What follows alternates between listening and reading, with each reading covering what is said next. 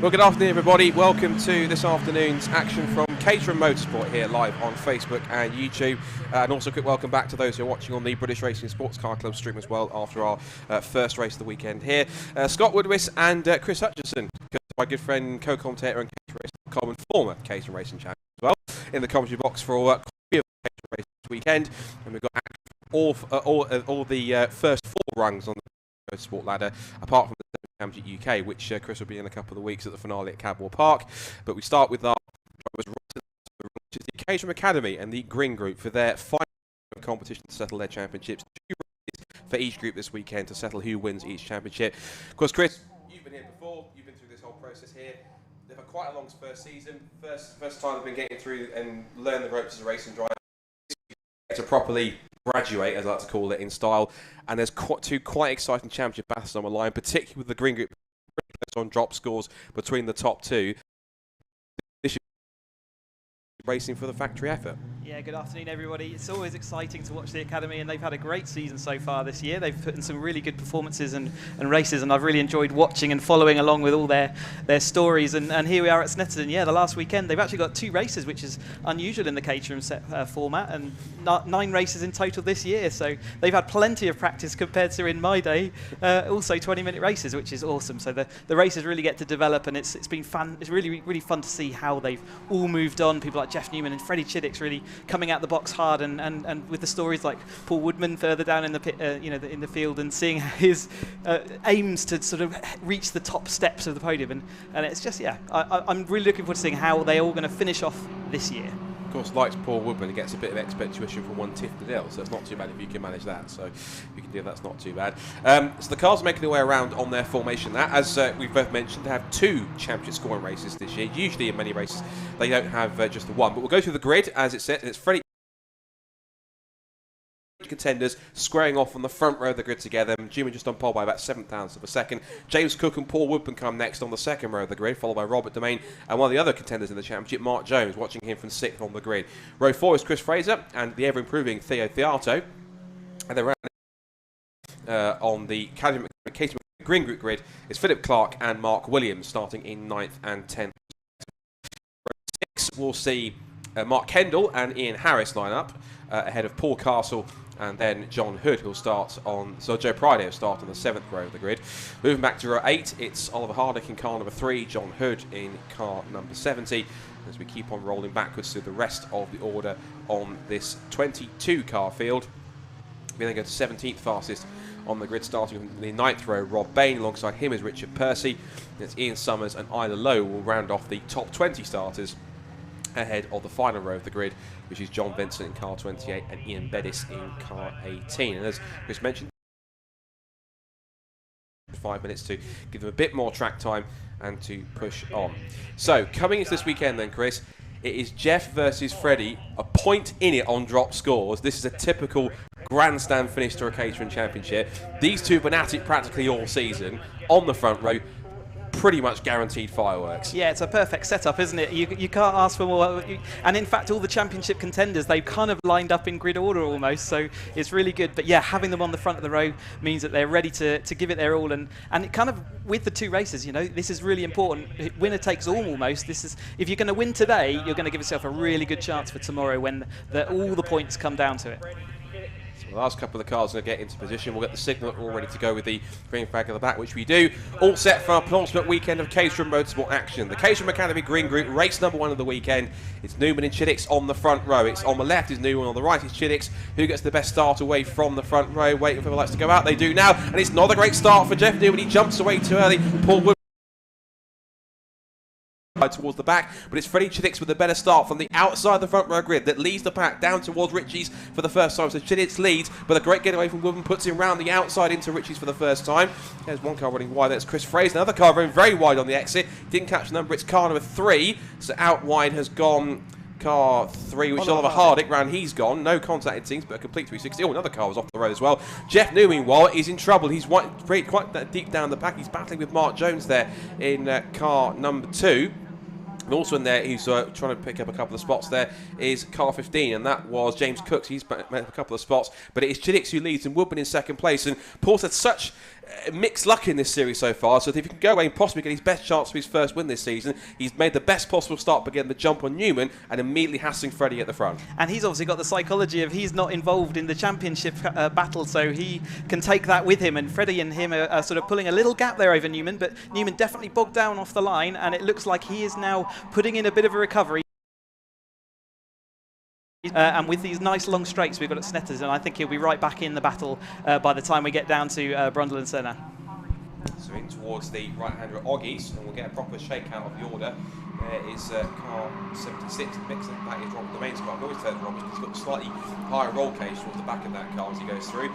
Tiptoe their way through. These are all road legal cars. I mean, they're 125 brake horsepower, 1.6 litre engines. They all run Avon Academy road legal tyres. Some drivers can and do drive these cars to and from the circuit, just like the old days. But as they come back into the complex for the first time, they're all jostling for each other. Mark Jones has remained ahead of Jeff Newman, you can see, in the green car number 2. He's currently sat in 3rd with Newman down to 4th. And right on the tail of them is looks like there was James Cook in their 5th position. More battling going on. Got Theo Fiato in there in the predominantly orange car number 72. He's scrapping away with car 5 in the order. That's Philip Clark in there too, as they come out through the bomb hole. That right-hander that just compresses right on the apex and lifts back out and all the way around the long right-hander at Coram. The left-hand flick at Murray's and back onto the pit strip. We're going to see plenty of slipstreaming all weekend long from Caterham. But at the end of the first racing lap of the weekend for Caterham Motorsport in the Caterham Academy Green Group, it is Freddie Gibbons that leads, beating the second place on the attack. Goes Mark Jones down the outside with Jeff Newman also putting him under pressure. Gibbons leads, but that's still second place under brakes for Paul Woodward. Jones is 3rd, Newman 4th, and James Cook is 5th. And Robert Doraine having a super start, pulling away about a second or so from the cars behind. He's into P6 ahead of Kendall. That's the Mark Williams in 8th position, Theo Fiato 9th, and Philip Clark rounding out the top 10. So there's a big dive from Clark up the inside of 1, make it 2, and just snatched the gear and tried to go around the up the inside, loops it around. I think it must have been him simply just trying to fish a gear and just lock the rear tyres, and around it went. Just took a little bit too much speed in there, didn't he? You could tell by the speed of the other cars that he was carrying a little bit too much. We've got other cars just avoiding it, but he's going to rejoin there. Did take an exhaust with him, so that might be a noisy car going around for a few laps. But yes, just a little bit extra speed, a bit too much enthusiasm into the hairpin. And speaking of enthusiasm, look at that Paul Woodward getting all crossed up, and he's now under attack from both sides, from both Newman and Jones, and also in there too, watch out for the 15 of James Cook. But Woodman here is really much holding back the tide, and one thing we should mention also is that Woodman and Newman, they've not been the most bosom of chums over the season. They've had 1 or 2 run-ins on track, but it's usually mostly friendly rivalry in terms of between the two of them. But there have been moments where they've been a little bit edgy, but that's what's made it so exciting, particularly with this Caterham group. They're all action all at the front, and they all get their elbows out time after time, and it's always great, fantastic racing, even if it does get sometimes a bit too close to call at times. We love the rivalries that develop during the academy. This breeds lifelong friendships coming out racing with us, and no doubt there's the highs and the lows, and they live it all together, which is really good to see. And certainly those two have been on track together before now. You call it friendships, I call it seething rivalries. Meanwhile, they're coming to the complex for the second time. Freddie Chinick's away and gone already. The gap was 1.1 seconds, but I suspect, given that this quartet of cars has been scrapping amongst each other, that gap is visibly more than 1.1 seconds at the moment. So there, James Cook taking quite a lot of speed through the apex of the bomb hole, the right-hander. There is Chinick's trying to pull away. Remember, he's in that contest on drop scores, battling away with Jeff Newman. They're separated by a point as they came into the weekend. So Woodman in second place there in the white, red and blue machine. Then it's the white, red and black machine. Then it's the blue and yellow car of Jeff Newman. The green and black car is Mark Jones, and the grey car with the red stripe from that with James Cook as the top 5 come across the line. So the gap's gone out from 1.1 to, what's it gone out to now? It's going to stretch out to, if I refresh my timing screen, whilst that's happening, Jeff Newman goes down the outside. The gap is now 3.2 seconds, and naturally giving clean air. Chinick has also set the first fast lap of the race on the first flying lap on this race rather than straight off the grid. So Chinick then continues on, and Woodman's under attack from all sides. Up the inside, James Cook classes the curb on the inside of Wilson, couldn't quite make it stick, and Woodman gets the better traction off the corner, but now it still puts Cook to the inside of Mark Jones into the left-hander at Palmer. And this is the trouble with the case, as you well know, Chris. All this battling is not doing anyone favours, as someone's hit one of the marker boards and tossed it everywhere onto the the guys behind Gibbons and Newman is only going to play into their hands, particularly when these two have got a championship to fight for. Yeah, this is going to break into two pieces. I think Woodman might end up being the cork in the bottle of this group behind that we're watching, and Gibbons and Newman, we're going to see whether they can actually get back together on track. Newman's got a big job ahead of him, especially with we've only got sort of 14 odd minutes left. But if he can put in those laps, he can catch that gap, and we can see that championship fight develop for the lead. So whilst the top two try to pull away, Paul Woodman now to get his elbows out again and go very defensive, this time trying to hold on for third place. Mark Jones in car number 2, who is also thereabouts in terms of being in contention.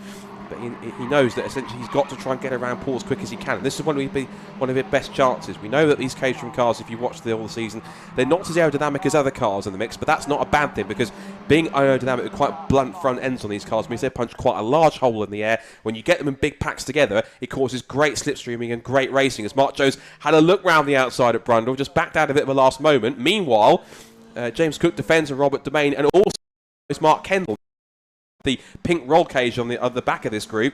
He's swarming around the back of Domain, looks into the right hand at the bomb hole. Domain takes a little bit of curb, and then Kendall thinks, right, not going to happen there. Let's try to take the other line into Coram, see if we can hold on.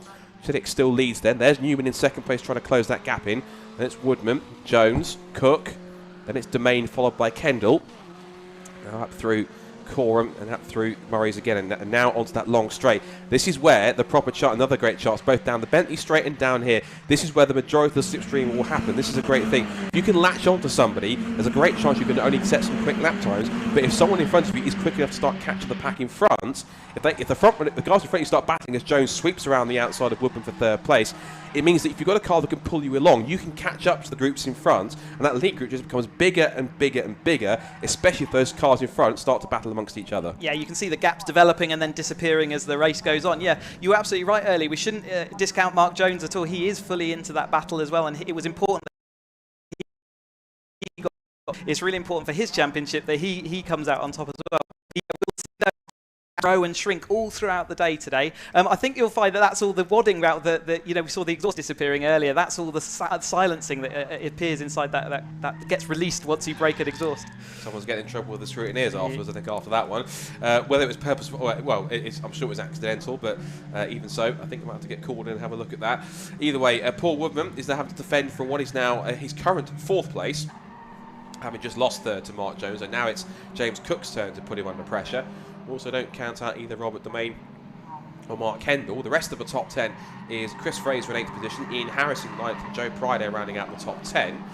A couple of cars that have also hit strife as well are in the pit lane at the moment. I think they got caught up in some first lap shenanigans. Carson in the pit lane, car number 48, and also we lost number 73, which is Williams. So both Carson and Williams are out of it, unfortunately. That would be Mark Williams in car 73.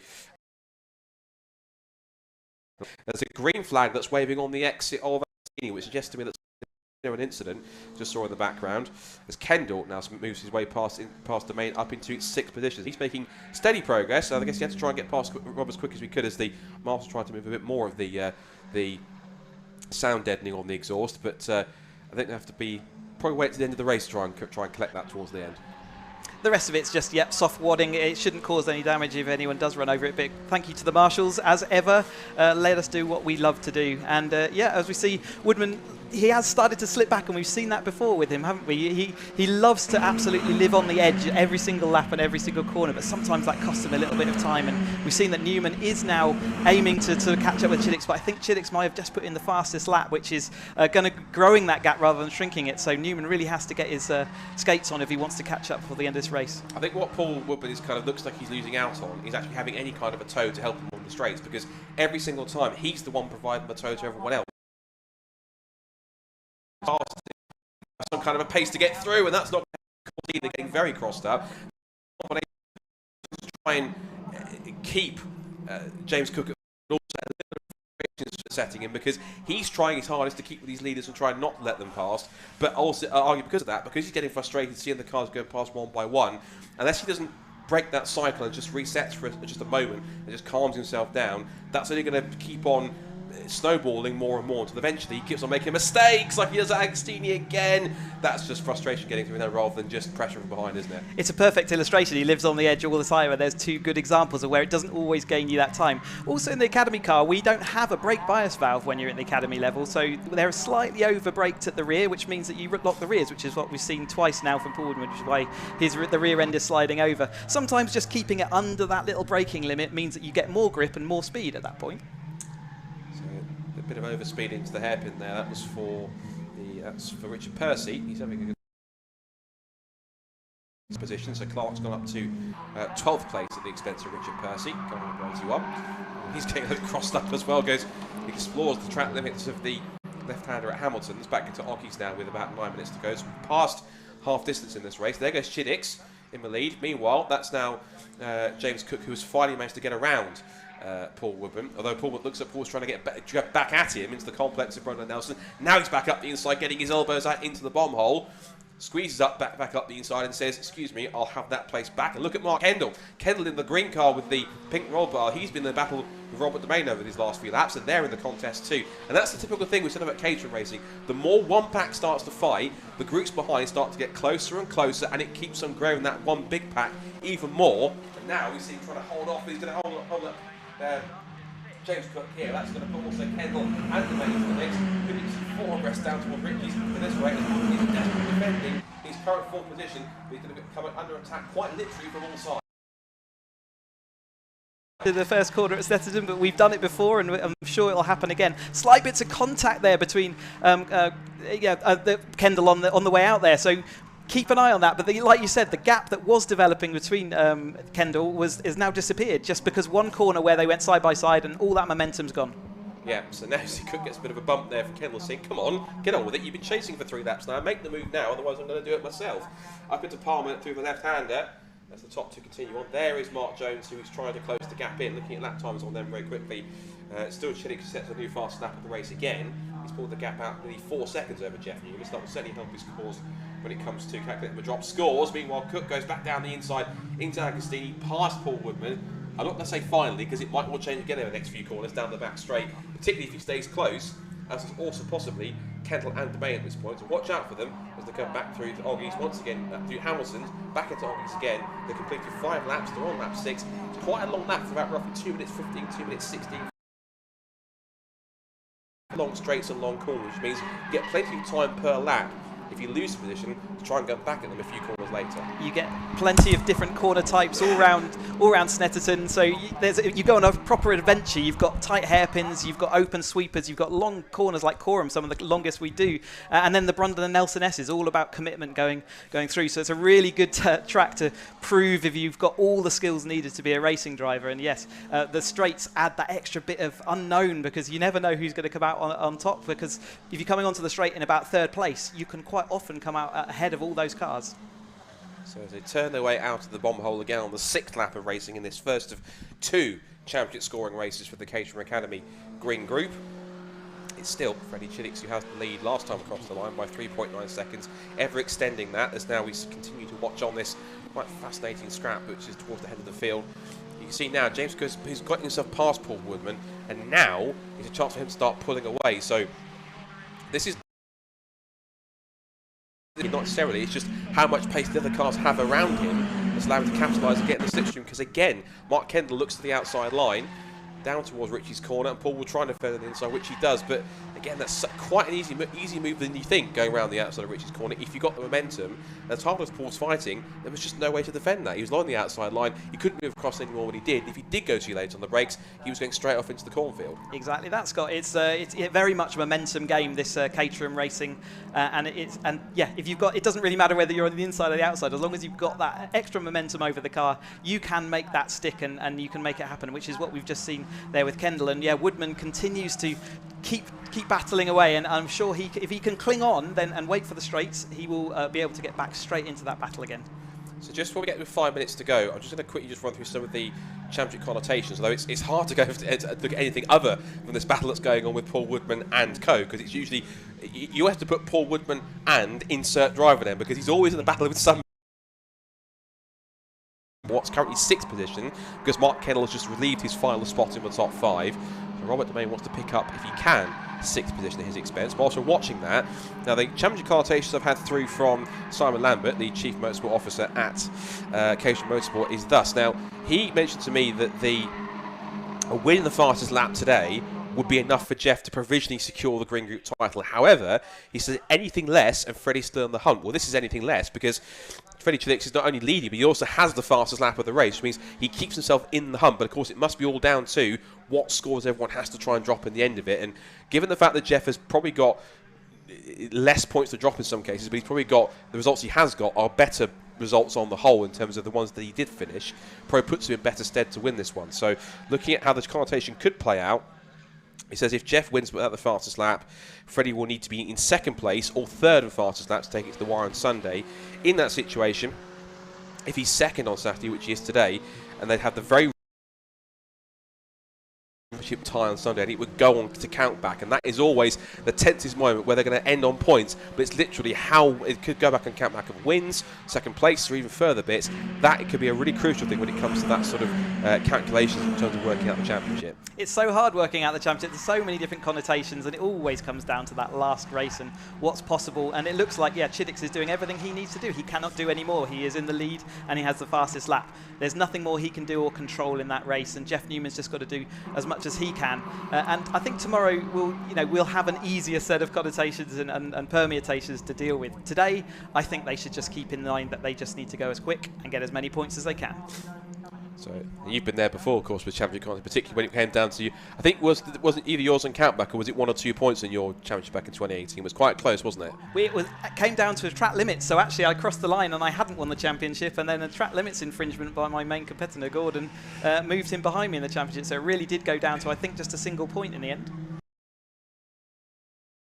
Always as tense usually when it comes to Caterham Championship, particularly this close. And how great it is also that in their first year of racing they get a championship battle as close as this as well. So it means that you've got some very evenly matched drivers, and it also puts us in good stead as well for what you'd like to think the front runners in this championship will move into Roadsport next year. They get to put themselves up against, in terms of championship prospects, against the front runners in the white group, and it's always quite a fun thing to see, particularly on the first couple of races, and not just the Autumn Trophy race that we'll see later on tomorrow, but also the first races of the 2022 Roadsport Championship, because you get to see from those graduating academy drivers how many drivers have kept their pace and how many others either just haven't adapted to the small tweaks that the Roadsport car needs and who have managed to get it the most. And you do get some drivers who were okay in academy but then find their form with the upgrades in Roadsport, or vice versa. So different cars, different specifications of car can suit sometimes different drivers, and there are those who are just good all round in the Caterham no matter what specification. Yeah, absolutely. There are people that definitely enjoy the extra grip that you get from the newer tyres.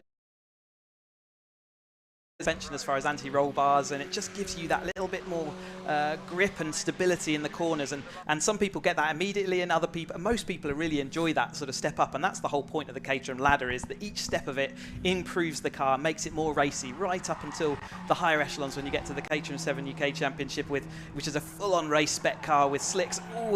Chiddick's really pushing hard. A little bit of track limits there. He needs to be careful of that, because he doesn't want to ping a track limit penalty, which will drop him 5 seconds, and he hasn't got a 5-second gap over Newman, so he can't afford to do that too many times. Yeah, I think usually it's a case of if you do it once, then it's kind of that's sort of okay. If you do it twice, then you get a warning. Third time, that's when you start accruing time penalties. Do it too many times, if you really start to take liberties, you can even get disqualified from the race and black flag for using track limits. That's abusing track limits too much.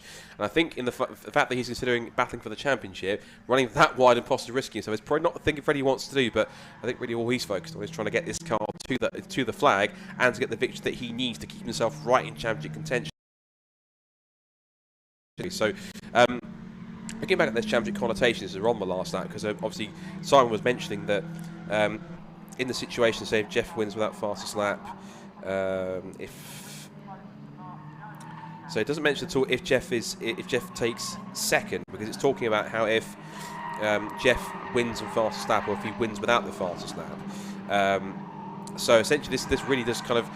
It's neither of those scenarios, so it's kind of playing a bit more into Freddie's hands, particularly with the fact that on drop scores they're a point away. So this might even swing it a little bit more, even possibly in Freddie's favour, given the fact that he's taking a couple more points off from Jeff in this first race. You'll take any little point advantage you can into that second race, because it means that even if you finish one place behind, it still leaves you in contention. So certainly this is great news for us watching and spectators to see how that's going to turn out tomorrow. So the championship really does go down to the wire. That's awesome. It could literally be a case of whoever finishes ahead of whom is champion. It really could be as simple as that. But for the moment, this man Freddie Chidix, who's been quite a sensation in his first season of racing, not just in the real world, but virtually as well in CaterhamRacer.com, but in the real world, he's certainly proving his mettle as he comes up to the checkered flag. He, with the first Caterham Motorsport winner of the weekend here at Snetterton, keeps himself right in the hunt for the championship. He will go down to the wire tomorrow. Freddie Chidix wins the first Caterham Green Group race of the weekend at Snetterton, and he wins by the margin of 4.4 seconds from his key rival Jeff Newman,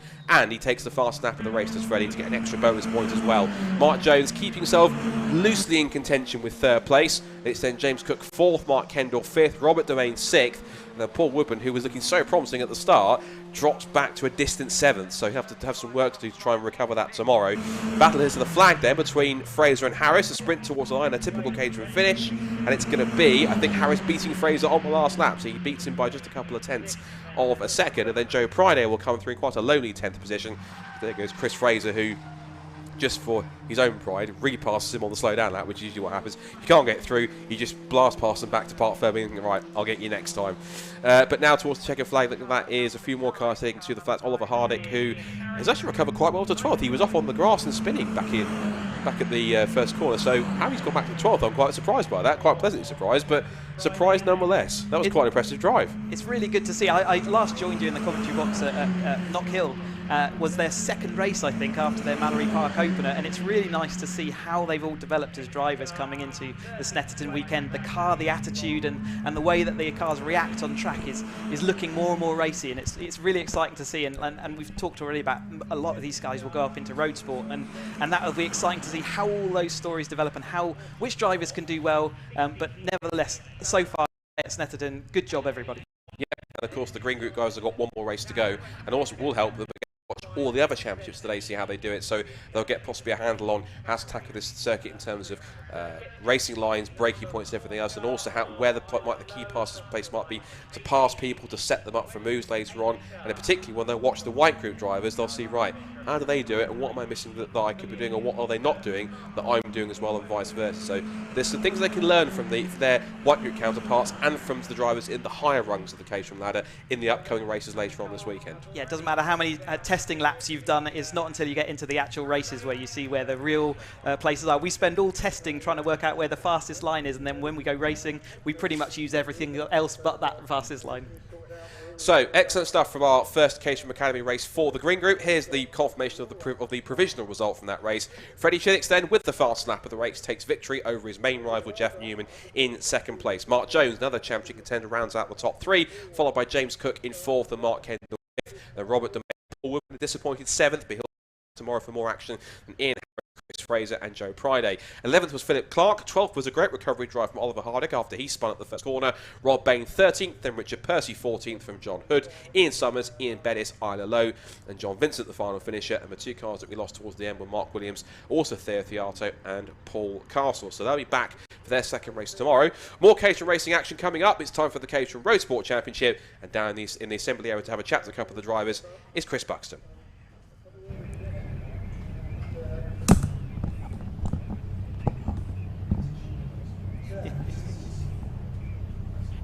Race number 3, the Mission Motorsport Caterham Roadsport Championship is getting ready to rumble. The top spot being claimed by car number 11 of Taylor O'Flanagan. We see if he's happy to chat. Quick word. Excellent. Great pole lap, sir. You must be quite happy with that. Yeah, absolutely. Right. Left it to the last minute, but yeah, very happy. So is Snetterton generally kind to you? I'll take it as it comes. I let it a bit of an incident, so hoping to. Best of luck. We'll look forward to seeing you next time around. So that's the pole man. Joining him on the front row is car number 22 of Hugo Bush. We'll see if Hugo's happy to chat. Happy for a quick word, Hugo? Excellent. So on the front row, are you pleased? Yeah, happy to be on the front row, and let's see how the next 20 minutes goes. Are you confident you can overcome this pesky number 11 ahead of you? He's quick and consistent, but I'll see what I can do. You can't say anything for experience. Best of luck, good sir. We will see you on the finish line. We'll see if we have time to chat to second row Dom Mansberger from all the way from Germany in car number 25. Happy to have a chat with this quick chat. On the second row, you pleased with that one? Yeah, sure. Good starting position. Anyway, the first row is not that important on that track because it's a mega slipstream battle all the time. So yeah, hopefully I can follow those two guys, but it's a good starting position. Thomas Rennen, good sir. Hopefully you do well. That is our starting frontier. If we've got time, but hopefully we do. We do have time to have another word with number 59, which is Tom Cockerell. Happy to have a chat, Tom. Yeah, so on the second row, is that what you're aiming for? Is that where you're happily placed, or can you go a few places further on? Well, after yesterday, I'm happy to be where I am because yesterday was a bit dire on my behalf. But no, I want to be on the top step, as do the guys in front and the guys behind. So it's going to be a close race. It's going to be frantic, and we'll see how it all plays out. Excellent stuff. Nothing wrong with determination. Best of luck, good sir. We'll see you on the other side. We still have a few minutes and not being released just yet. We'll see if we can have a chat with number 38, which is Ryan Lovett. You happen to have a word with this, Ryan? Excellent stuff. Right, you've got a few quite fast guys ahead of you. Are you looking to overcome them, or just take it as it comes? I'm going to try and sit behind them for a little bit and try and nip in where I can using the slipstream on the straights, I think. So you're going to let them do the hard work and try and claim the prizes afterwards? Don't tell them that. Your secret's safe with us. Best of luck, good sir. We'll see you on the other side. Still no sign of them coming out just yet, so we get a good chance to have a great word with some of our gladiators. Number 93, Adam West. You happen to have a chat, Adam? Yeah, sure. Excellent. So, good qualifying for you. Are you pleased with that one? Well, not really. Obviously, I'd like to be further forward, but I'm right on the back of him. Hopefully, I can stick on the front three and see what happens. So slipstreaming is the name of the game here, by and large, with the long straights and the light power of these cars. Does that work for you, or you prefer a twistier circuit? What works best for you? Probably a twistier circuit, I'd say, because in qualifying, because I spun, this is my own fault, I was out on my own, so your lap times suffer. So if it's a twisted circuit, I suppose it's just down to you and the car, isn't it? So I always take that. And how much of a difference lap time wise does the slipstream make for those that may be less accustomed to Caterham racing? How much of a difference does that slipstream make? Oh, yeah, massive. I think round here could be like second and a half. I think it makes a big difference. Yeah. Awesome stuff. Best of luck, Adam. We'll see you on the other side. That's number 93. That's Adam West. Slightly further down the grid, but still a very strong qualifying for number 3, which is Sam Gibbons. Sam, you happen to have a chat with us? Excellent stuff. So, having a chat with several people, a few people had a bit of difficulties in qualifying. How was yours? It's my best qualifying position yet so far. So yeah, I'm happy with it. Happy with 7th. So is it a case of fending off those behind, or are you gunning for the top spots? I'm going to try and move up forward and stay with that group, but we'll have to see what happens on the start. Best of luck. We'll see you on the other side. The cars now leaving the holding area. We'll hand back to Scott Woodwist in the commentary box.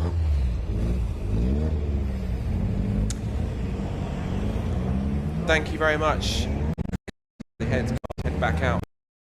Circuit once again for their first race of the weekend for the Mission Motorsport Caterham Roadsport Championship. This is the second step on the Caterham Motorsport ladder, and all these drivers graduated fresh out of the academy last year from both of their respective groups, and they're all on one grid together to see who is best of the best, particularly both of our outgoing Caterham Academy champions, of course, and they will essentially lose their reigning crown, shall we say, because you can only hold the Academy title for one calendar year until someone else takes it from the next group of Academy drivers coming through. But we've had this fantastic battle that's been going back and forth between the two outgoing champions, Taylor and Fanigan, who's on pole position in the yellow car at the front of the field, and just on the right shot, the red and white car of Tom Cockerell will start on the outside of the second row of the grid. But also, watch out for the likes of Hugo Busch, who starts on the front row alongside Flanagan in the grey and orange car, and also the rapid German Dominique Mansberger, who is usually quite prominent in the wet. Not really wet conditions as far as I can anticipate here. Bit cloudy, but it looks quite dry nonetheless. And the other driver we need to watch out for, who is a bit further down the grid than I was anticipating from qualifying, is Gwyn Jones, who starts all the way down in 12th position. He had a horrid qualifying session. He's quite far back. 20 minutes of racing coming up for the Caterham Roadsport Championship, of course sponsored by Mission Motorsport, the excellent cause that helps ex-servicemen and women get back into working to retrain as mechanics and work on automotive and motorsport projects. Fantastic work what they do, and of course they'll be looking after and hosting their brilliant centrepiece event of their events year, which is the Race of Remembrance, which takes place in early to mid-November, 12th and 14th at the Anglesey Circuit. And I'm certain we'll get a couple of Caterham teams that will head up there and compete in that race to support the brilliant cause. So, as the cars get set for this first of 20 minutes on the grid, as they go off onto the formation lap, we give you the grid and how they line up for this first race of the weekend for the Mission Motorsport Caterham Roadsport Championship. So Taylor Fanigan, who is the current points leader, both on overall and drop scores, is on pole position. He will start on pole by the time that put him about just over half a second quicker than anyone else, at least, on pole from Hugo Bush on the front row of the grid in car number 22. So Flanagan and Bush on the front row. Row 2 is Dominique Mansberger and Tom Cockrell, two more quick drivers. If we look at our grid coming up on the screen, so Flanagan and Bush on row 1, Mansberger and Cockrell then come next on row 2. Mansberger in the black and green car, red and white for Tom Cockrell. Ryan Lovett, one of his best qualifying results of the season. He puts him 5th on the grid alongside Adam West in P6. And it's Sam Gibbons and Christopher Broom with some of their best qualifying of the season, both on the 4th row together in 7th and 8th. Then Ron Mounsey and James Hall round off the top 10 starters on row 5. Then we see Peter Mott in 11th place, and a bit of a tough qualifying, as we said, for Gwyn Jones. He was about 2.5 seconds off the pace in qualifying, so really got a lot of work to do to get back on the pace from the 6th row. Watch for him going through from deep. Row 7 is Kevin Turner and Steve Lancaster, who will be trying to make up places from the mid-pack. Next up is an Adrian Mariadis and Simon Arnold, followed by Marcus Eels and Ian Hapgood. And then we have the last couple of cars to round off the 20 car starters are Mike Hilson in car 70 and Chris Griffith in car 20.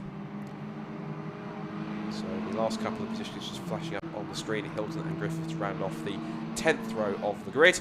Coming into this penultimate weekend of the season for the Roadsport Championships, they have one more to go after this weekend, which is in a couple of weeks at Cadwell Park. The battle at the moment is all in favour of Taylor O'Flanagan. He currently has, on drop scores, a 25-point lead, because he's had the most consistent year without having any results where he's had to DNF or had a problem. And of course that means now that he's got quite a commanding lead, and it's over Gwyn Jones. So he himself has only got a 4-point advantage on drop scores over Hugo Bush, and then only a point ahead of Tom Cockrell with 159. And then still in loose contention there is Dominique Mansberger, but of course he had some championship penalty points that's been applied, -12. And that means that if he hadn't had those, he'd have probably 162, I think, on drop scores, and it would put him right in the mix in that top 3. So that can really be a crucial thing if you have to handle any penalties when it comes to further misdemeanors from earlier races. Just the difference between the Caterham Academy and the Roadsport car, they're relatively the same sort of spec. The only differences being is that they are upgraded onto a better Avon ZZS tyre rather than the Academy spec tyre that they run in their first season, and they also have a rear anti-roll bar installed as well for just better rear end stability to stop the car moving around a bit much, just to help a bit more with tweaking the setup on the cars. Apart from that, the rest of the car stayed exactly the same horsepower, same rev limit, same gearbox, same differential, same suspension, and also same minimum weight, including the drive of 630 kilograms. And so roughly with the tyres and the anti-roll bar, they can make a difference roughly about, I've seen on lap time, about a second or lap or so in difference, Chris? Yeah, but between 1 and 2 seconds is kind of the step between most of the steps of the Caterham ladder. A little bit bigger at right at the last step there when you get to the Caterham 7 UK. But these definitely feel more racy. You've still got your windscreen and lights at this point. It's still a road legal car, but the extra grip that you get from your tyres, everyone enjoys that. And let's see how they get to use it this race. Any lights that are going to come on in the moment are the lights on the gantries. We're going to get the green flag just to the right shot from the marshal at the back of the grid. There it is. So, battle line still drawn in the Caterham Roadsport Championship, sponsored by Mission Motorsport. Flanagan on pole, but his main championship rivals are around him on the grid in 2nd, 4th, and also back in 12th. We're racing in Roadsport down towards Ritchie's for the first time, and it's going to be a sprint between the front row men as up towards the right hand. It's going to be side by side with a Flanagan on the left, and a fast start, and Dominique Mansberger trying to squeeze past to drivers right. Can't make it happen. Also, we see that was the Ryan Lovett who was going toe-to-toe with both Tom Cockrell, and I think, who was that around him as well? It might have been Adam West in there in car 93. But into the hairpin at Wilson for the first time. It is Flanagan that leads. It's then Hugo Bush in second place. And also a good start there I could see for car 98. That's James Hall, who's made up a couple of places up inside the top 10 after he started back in 10th position. And we're just jostling for racing room now as they turn in through the left-hander at Palmer's, and now the short straight back towards Agostini. Another big braking zone here. So Flanagan leads after the first few corners. It's then Bush in second, Mansberger third. I think that's Adam West in fourth position. But about to lose it, I think, from Tom Crockler. Up the inside he goes. And James Hall, from 10th on the grid, is up to 6th. And he's passed a couple of other drivers in the mix, including Ryan Lovett, who's gone back down towards the bottom of the top 10. So mixed starts for everyone involved. But also one driver I think hasn't made as many positions as I thought he would do is Gwyn Jones. He seems a bit stuck down from where he's in 12th. Yeah, it can take a little time for the race to come to. You've got cars off the track there at Palmer. It's number 5 car there off track, just trying to rejoin. Yeah, sometimes it takes a little while for that race to develop and move in your direction. You've just got to recognise that you've got to be a bit patient sometimes. You can see that we've got a long line of Caterhams here. You don't want to be pushed out of that line too early because you'll be swallowed by the whole pack. But a nice even start by all the drivers there. Relatively calm opening corners, and that's all you can expect. As Hugo Bush now up the inside, not quite making that stick, but certainly looking and showing his intent. Yeah, the car that had the spin was Christopher Broom in car number 5, so he's hit trouble early on. He started in 8th position, so he hasn't had quite the start he was hoping for. But you can see car number 93. There's a reason why he's called Batman. Of course, he's even got the Batman logo on the back of it. And turns his way out of the bomb hole through Coram for the first time. Again, 20 minutes of racing action for the Roadsport, and immediately Taylor Flanagan, as he has been usually, takes up his customary place at the front of the field. He's under pressure again from this time Hugo Bush and Mansberger and Tom Crockler. It usually has been, including Gwyn Jones, these 4 or 5 drivers that have constantly been at the front of the field, and it's usually a case of where one is, the other 4 typically tend to be in quite close tension. Absolutely, we've seen them battling all season long, and it's been really great to see as Hugo's round the outside. Can he make that stick? Looks like he's going to make that stick round turn 1. But yeah, absolutely, it's been the same 4 or 5, like you say, along with Gwyn Jones. They've really sort of shown how the Roadsport car can really adapt to your driving style. It's really good to see, and we've got Hugo now out in front and got a little gap already. Yep, decent run through Richie's corner, and the slingshot he got down with the toe down the pit straight gives Hugo Bush the lead as he starts lap 2 of this Roadsport race. Now he's got Dominique Mansberger, who we know he's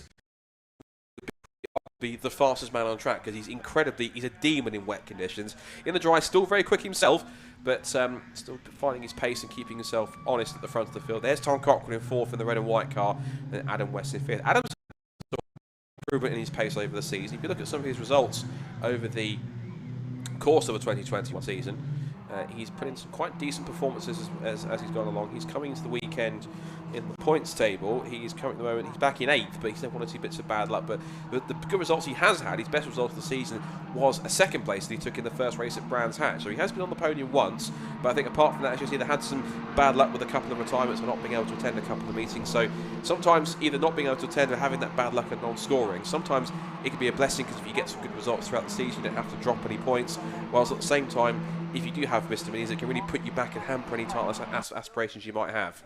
He's been there or thereabouts all the time, like you say. Sometimes life gets in the way and you can't attend race meetings, or other times, like you say, you have an incident in the race that maybe you can't avoid. But it also gives him free rein to tag along with this front 4 and actually see what he can do before about he's in that championship contention, and therefore he can make moves that maybe people are a little bit more cautious about making. In race 1 of so it's great to see him getting dragged along here with the rest of them. And like you say, Dom Mansberger there in 3rd. He's certainly looking like he might have a move coming out up to turn 1 here. He's certainly in a good position. He's got the double toe and see whether he can make that work in coming in turn 1. One thing we should remember, of course, as well, is that where you finish in race 1 is where you start for race 2. So if he can get himself in the top 5 and get himself a decent starting spot from the 3rd row of the grid, that will certainly help him to try and keep in touch with the leaders. Down towards Richie's again for the 3rd time. Flanagan goes on the attack, looking to that outside line to try and replicate the move that Bush did to him a lap ago. But of course, he's now under big pressure from Mansberger, who himself is diving to the outside into the Wilson hairpin. They hit the brakes. Bush turns in. Little rotation of the car as he turns 180 degrees through Wilson hairpin. Flanagan in 2nd place, but now under pressure from Mansberger in that blacking machine. Mansberger looking to try and pick up a strong result. He had a couple of wins this year. 1 win at Silverstone on the Grand Prix circuit, and another at the very last race at Croft, which was that story we'll talk about in a bit because that was quite an amusing victory in itself. But into Agostino they go. So Bush, Fanigan, Mansberger, then Cockrell. There's Tom. Car 59 in 4th place. A couple of battle scars at the back of that car from what's been quite a testing season for them all in Roadsport. But that just, it's almost proud battle scars at the back. Obviously, you don't intend them to be there, but all the skirmishes that you've had with your friends in Roadsport, the battles at the front, that's sometimes a bit of hallmarks that you've had quite a damn good season at the front, battling amongst each other with your friends, and that can be quite a cool thing, although I guess the repair well afterwards isn't so good. Yeah, we race incredibly close in Caterhams. It's one of our hallmarks is we do run very close, and that's because we enjoy and trust the drivers around us, and oftentimes because we've built that trust over years and years of racing together. Occasionally you do get a little bit rub and a sniff at the back of someone else's car, and that's all part of it. But yes, you will often see the rear panel of a Caterham looking slightly crinkled. But it's all for good cause and racing between these guys, and as they turn out to Ronald Nelson, we've got this battle brewing here. Everyone, even though they're in the sort of range of getting a bit of a tow, everyone seems to be in something I don't really see too much in the Caterham race, which is they're in a little bit of a stalemate in terms of whether that's just a case of they're all on very equal pace, or simply just to the point that because one's got the tow from the others, that Bush has that pace to be able to hold off Fanigan, and the others are kind of just latching on from the car in front's tow. But either way, pace-wise, or at least on the whole, they're looking very evenly matched in terms of lap time and speed. What that tells me is Hugo Bush has got some extra speed over the rest of them because he's towing them all around and they're not able to challenge him. And certainly the last 2 straights we've seen him on, he has been able to stay ahead, which is, again, impressive, especially around Snetterton. And you can see that actually he is swapping that lead again, so even that extra speed is not quite enough to hold it there. But nevertheless, we're seeing them sort of a gentle rotation, and I think that's a good sign for Hugo going into the later part of this race. It may be that he's starting to play that tactic of rather than let's battle, let's work together, try and pull away from the 2 cars behind, and then we can have a little bit. I think that both Mansberger are up already, and case in point, Dominic is not letting Hugo Bush get away in these early stages. He's trying to keep with him. Still 12.5 minutes to go. You can see how timing tower on the left-hand side. Bush then was leading, that's second behind Fanigan, Poleman and championship leader. Mansberger 3rd and Cockrell 4th. Adam West is still 5th at this point. James Hall is 6th. Sam Gibbons 7th. Steve Lancaster is 8th. But it's the number 97 of Jones. And then we have Ryan Lovett, who rounds out the top 10. Sorry, Gwyn Jones, in fact, actually, who's in 9th place. And maybe it's not a circuit he prefers, or maybe just a little bit off the pace, but I'm surprised that Gwyn hasn't made more progress in the field from 12th than he had. We probably think he should have done, because finishing every race, it's not really a great start to his weekend racing work. Maybe he's biding his time a bit and picking off cars one by one, but if he wants to keep himself properly in the championship fight and to stop Taylor getting away, he's going to have to rely on this as one of his drop scores, one of his worst results if he has the ability to drop any, or he's going to have to try and pick up a couple more places, because this is not the pace he really needs to be at as we go side by side for the lead to get him to keep himself in the mix as Bush goes back into the lead. So he needs to kind of step it up a little bit to try and keep up, try and get a little bit closer to these front 4 who are easily pulling away. Especially as you say, this race 1 leads to the start position for race 2, so it is important to make as many places up as he can.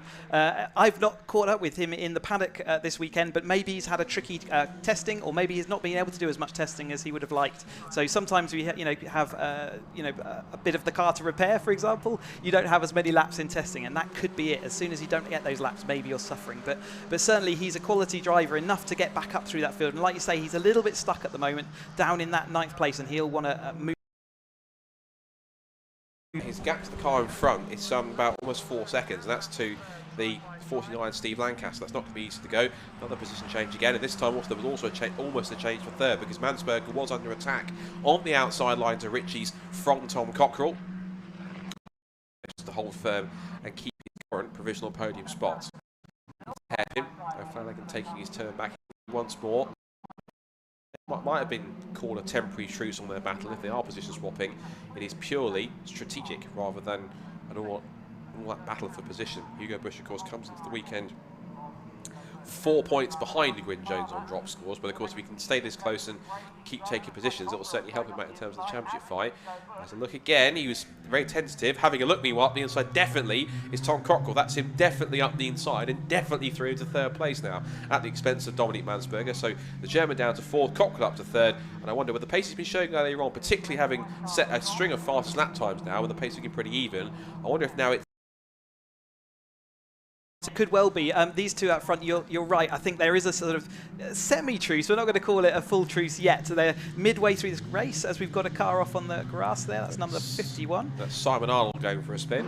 Yep, so the temporary truce maybe, and there is a slight gap. So tentatively they've split into two pairs. Having tried getting off the corner, and you can see the gap there. Like if I was Hugo, I would and develop that gap and really take the pressure off and then really go for it in the last 5 minutes. And I think that's what we might see as he takes the lead again going into the centre then. I wonder possibly, though, if Mansberg has also caught onto that as well, or maybe Cockrell's realised it, saw that Dominic was close and said, right, if you are really that close, go after the top two, stop them getting away, let's see if we can work together ourselves. That's going to be the key thing. More battles going on through the mid-pack. And then, there's a car with this nose section up a little bit. I think that's possibly, if that's behind, that's Ryan Lovett that's got his nose dislodged. And I thought it was Ryan Lovett because just ahead of them is Gwyn Jones. There he is there just in shot. Bit on his own at this point in time. It's not really making up the pace he needs to try and get through.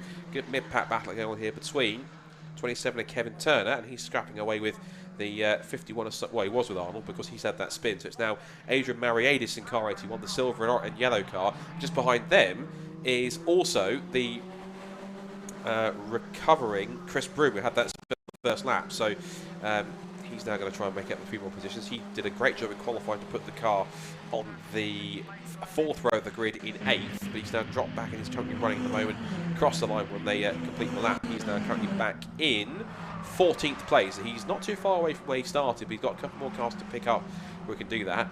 Not quite sure that's factory standard, is it, Chris? I don't think they come out of the factory like it like that. We talk about the aerodynamics of a Caterham, but that one's certainly got a little bit of more of a defect going on there. Yes, it's not a good thing, and it will affect his speed going down the straights. And oftentimes, if it's going to ping off, it will ping off when he gets in the toe of another car. So let's keep an eye on him down the next long Bentley straight. But yeah, he'd certainly be keen. He won't actually have a full visibility of the track either. That will be obstructing his view, which won't be ideal. I think he'd be quite literally driving in his mirrors thinking, right, where is everyone else behind me and where are they going to come and attack? So this is now the scrap what's going on currently for 10th position. Rob Mountsie right behind him in car number 12.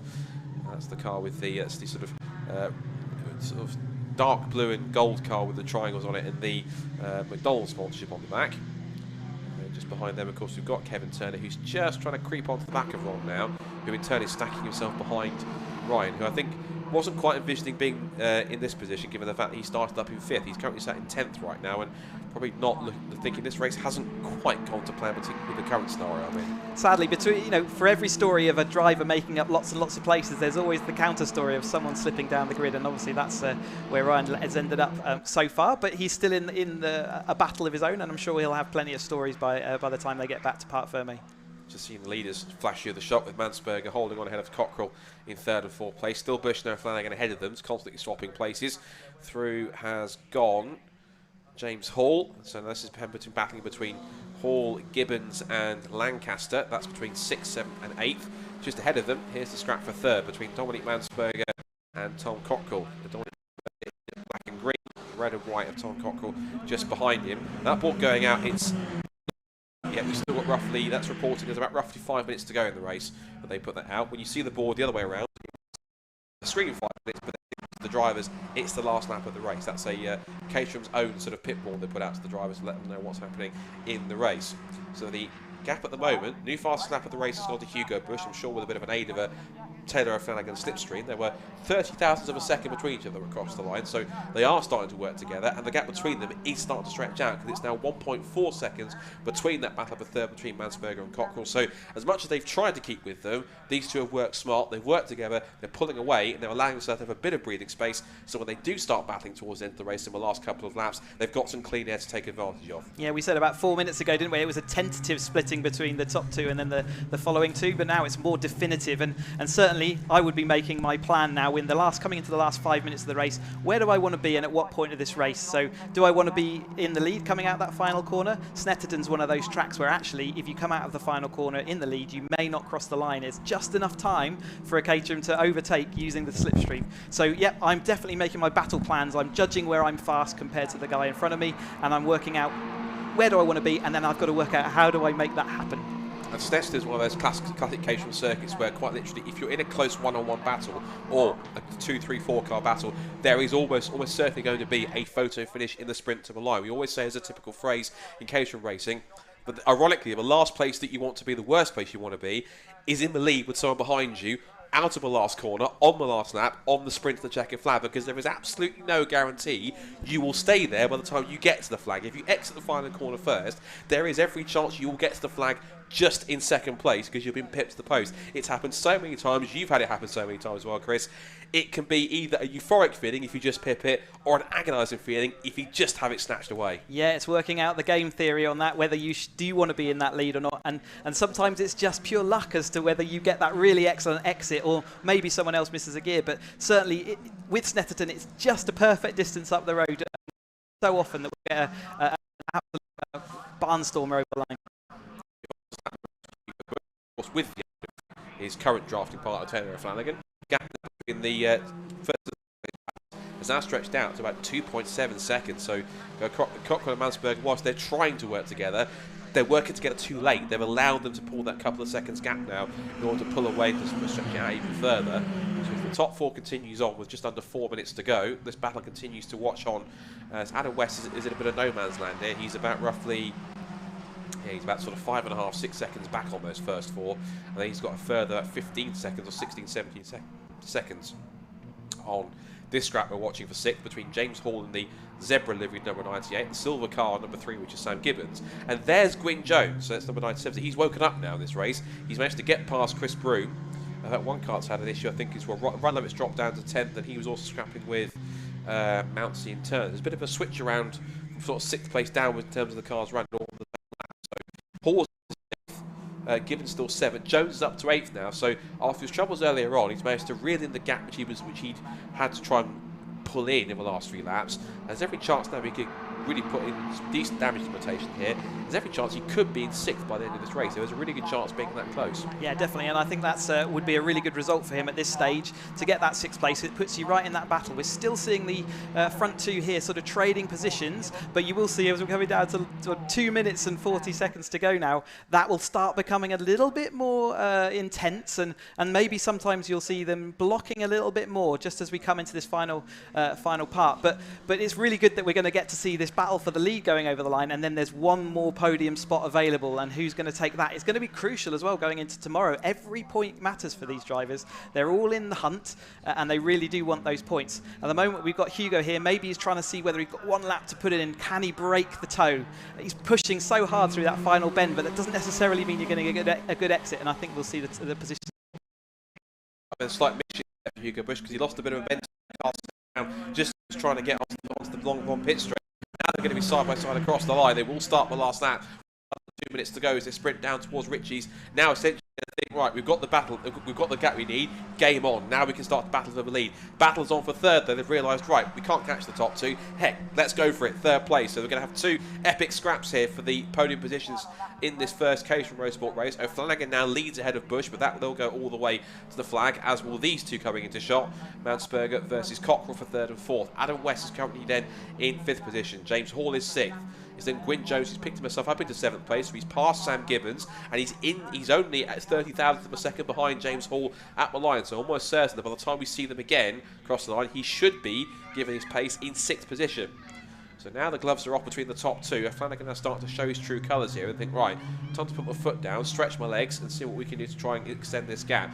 Still about 1 minute and 5 to go in this race. As they turn in through Agostini, we now see the cars just behind them. Mansberg is still holding off Cockrell for 3rd. So what could have been a big 4-car battle has been separated into 2 pairs, but 2 entertaining pairs this one, Chris. They've put some good action to try and help each other, keep close to the other pair, but also try and pull away and create their own gap at the same time. But so far it seems as though that both, this will be helping O'Flanagan no doubt. Bush will gain some key points on both these 2 cars behind him, and crucially Gwyn Jones will lost a bit more to fewer points to Taylor being that far back, but 6th is the best he can do, and that really is the best damage limitation he can do at this point. Yeah, absolutely. How brave is Hugo feeling here? Is he going to stay in that 2nd place all the way through to the last corner? It does look that way. He would have had a chance to overtake down the Bentley Straight, but he hasn't taken it. He is sitting there in 2nd, so will that pay off? So out of the bomb hole and up through Coram for the final time. There's a bit more battling going on further back, but we want to keep tabs on our leaders coming up through Coram and into the complex. There's Gwyn Jones, who is into 6th place, so he has made it through, but he's got cars around him. Now that the sprint to the checker flag is all important. A Flanagan has the lead, but can enough exit to try on the run to the checkered flag. I think Taylor's exit might be a little bit too strong up to the checkered flag. Hugo, but he's going to be too late, and it will be only just a win for Taylor Flanagan in race 1 of the weekend for the Mission Motorsport Caterham Roadsport Championship. The points leader extends his lead at the top of the championship. Meanwhile, a photo finish for 3rd. Cockrell just beats Mansberger to the line. Adam West on his own in 5th comes through, and then for 6th, Gwyn Jones, who was as low as 12th on the grid at one point, has managed to work his way up on the final lap into a top 6 spot. He's got enough of a gap to be just about out of the slipstream to pick up P6. It's a strong drive. He would have wanted more, but a bad qualifying put him mid-pack, so he had to try and fight his way through, and 6th is the best he can do for that first race. So he'll have to try and get his elbows out, and starting higher at the grid, that will help him for race 2 being a bit higher on the 3rd row this time. Yeah, I think that was a crucial end of the race there for Gwyn Jones, and he's done what he needed to do. Front 6 is going to be easily enough in that first sort of set of corners. You will be able to make that difference. We see Mike Hilton here sort of coming up through. The rest of the top 10 coming through. We had James Hall in 7th place, just behind Green, 8% Gibbons, Steve Lancaster, and 10th was Christopher Broome. The rest of the few cars coming through the order and coming up to take the checkered flag as well. So another entertaining Caterham race as always from Caterham Motorsport, and they will of course have another race to round off their penultimate meeting of the season. Of course, they've got one more in a couple of weeks' time to settle who ultimately becomes the Mission Motorsport Caterham Roadsport champion for 2021. But Taylor Flanagan, with that victory, took a step closer with essentially maximum points. It was the win and the fastest lap. He gets the extra bonus point on top of that as well. That'll be a maximum score of 26 points. Here's the provisional result. Taylor Flanagan wins once again in 2021. And he beats Hugo Bush to a line by just under 0.2 of a second. Then about 6 seconds back, the scrap for 3rd between Tom Cockrell, who gets the better of Dominic Mansberger. Adam West was on his own in 5th and finishes the top 5. Then Gwyn Jones, crucially, gets himself into 6th position. Good fight from him through the pack. Ahead of James Hall, Sam Gibbons, Steve Lancaster, and Christopher Broome. Then Ron Mounsey, Ryan Lovett, Peter Mott, Andrew Mariadis, there's Kevin Turner, Ian Hapgood, Mike Hilton, Marcus Hill, Simon Auld, and Chris Griffiths. So quite pleasing to see, Chris. All 20 cars started. All 20 cars made it home. Yeah, brilliant stuff. And also Snetterton really quick and intense today. He's got a 2:13 as a great lap time. So obviously the cool air is great. Excellent stuff. Well, let's head back down to Chris Buxton, the assembly area, time for our next race of the weekend, and it is for the Avon Tyres National Formula 4 Championship. There for